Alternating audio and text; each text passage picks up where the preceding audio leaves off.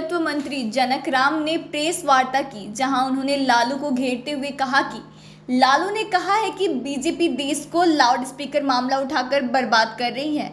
यह बातें बीजेपी पर फिट नहीं बैठती। लालू यादव जहां से आते हैं, मैं भी वहीं से आता हूं। लेकिन लालू यादव के समय गरीबों की कोई पूछ नहीं थी, लेकिन मुख्यमंत्री नीतीश कुमार की सरकार ने गरीब को मंत्री बनने का मौका दिया। साथ ही उन्होंने प्रशांत किशोर पर कहा कि प्रशांत किशोर ने कहा है कि 30 साल में बिहार में कोई विकास नहीं हुआ है। मैं ऐसा व्यक्ति बैठा हूं जो मजदूर का बेटा आज मंत्री परिषद का सदस्य है। शायद यह बिहार में परिवर्तन नहीं हुआ था, तब दलित और शोषित परिवार में जन्म लेने के बावजूद मंत्री बना।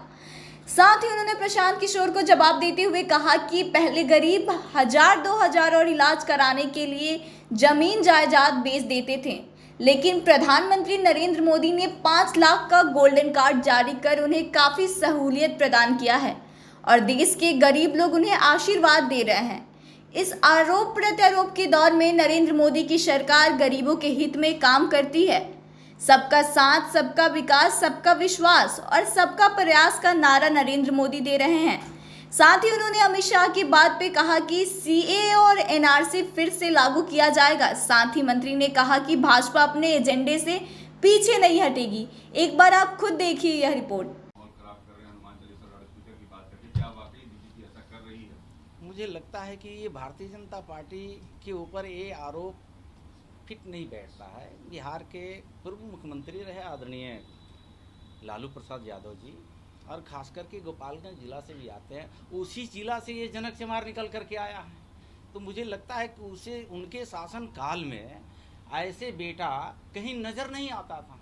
लेकिन भारतीय जनता पार्टी की जब सरकार आती है, बिहार के यशस्वी मुख्यमंत्री नीतीश कुमार जी बनते हैं, तो एक झोपड़ी में रहने वाला, जिनका बाप दूसरे के खेतों में मजदूरी करने वाला का बेटा आज मंत्रिपरिषद का सदस्य है। तो ये आरोप भारतीय जनता पार्टी के ऊपर नहीं कोई लगा सकता है। ये सिद्ध करती है, हाँ ठीक है, आपने को ब्रांडिंग करना, नेताओं को विपक्ष में बैठने का जनता ने तय किया है और जनता उनको साबित किया कि 5 साल में उनके भी परिवार के लोग जाते हैं जब मत लेने के लिए, तो जनता मत देती है एनडीए नीतीश कुमार जी को, नरेंद्र मोदी जी को। तो मुझे लगता है कि उनका जवाब उनको जनता खुद को देती है।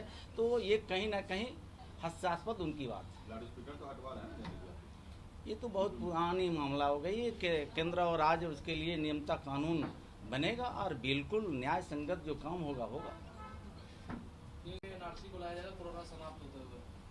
बिल्कुल, भारतीय जनता पार्टी का अपना एजेंडा है, उस एजेंडे से कभी पार्टी मुकर नहीं होती है।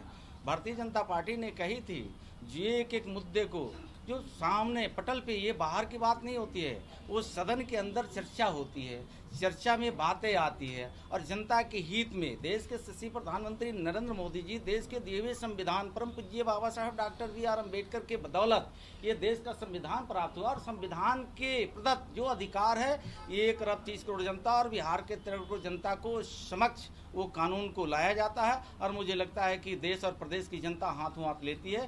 तो देश के यशस्वी गृह मंत्री जो आप कहे हैं उस पर मैं अमल करता हूं और आने वाले दिनों में 100% उसको लागू भी कराया जाएगा।